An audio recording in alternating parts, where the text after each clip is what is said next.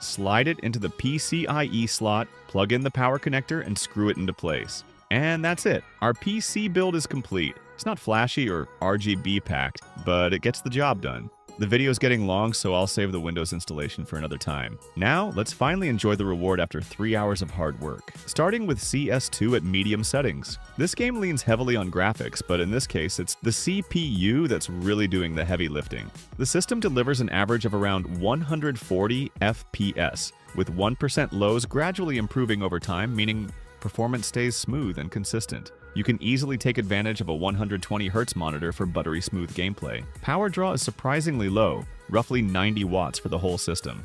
Overall, it's incredibly stable. No noticeable frame drops even during intense firefights.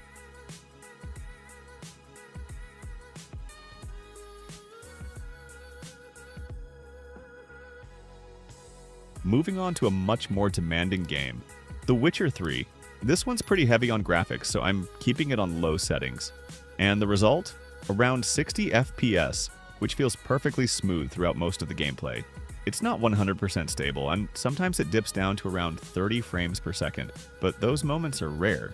I'll fast forward a bit so you can see just how consistent the performance really is.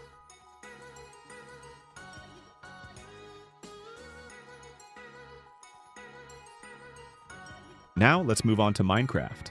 At 8 chunks, it's pulling nearly 500 FPS, which is super impressive. But once I fly up high and look down, this little 4-core, 4-thread CPU really starts to sweat. The frame rate drops sharply, sometimes dipping as low as 100 FPS, and you can actually notice a bit of stutter. When I crank the render distance up to 32 chunks, the FPS drops even further, down to double digits. That's probably the limit of our $22 CPU. Switching to shaders, it starts around 60 frames per second, but can't keep it stable for long when the scene gets complex or I spin the camera too fast.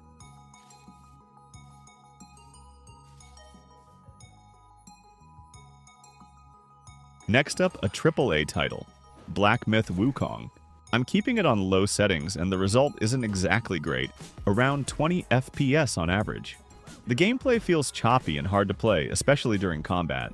It's probably hitting a VRAM bottleneck on the GPU, so we can't expect much better performance from this setup.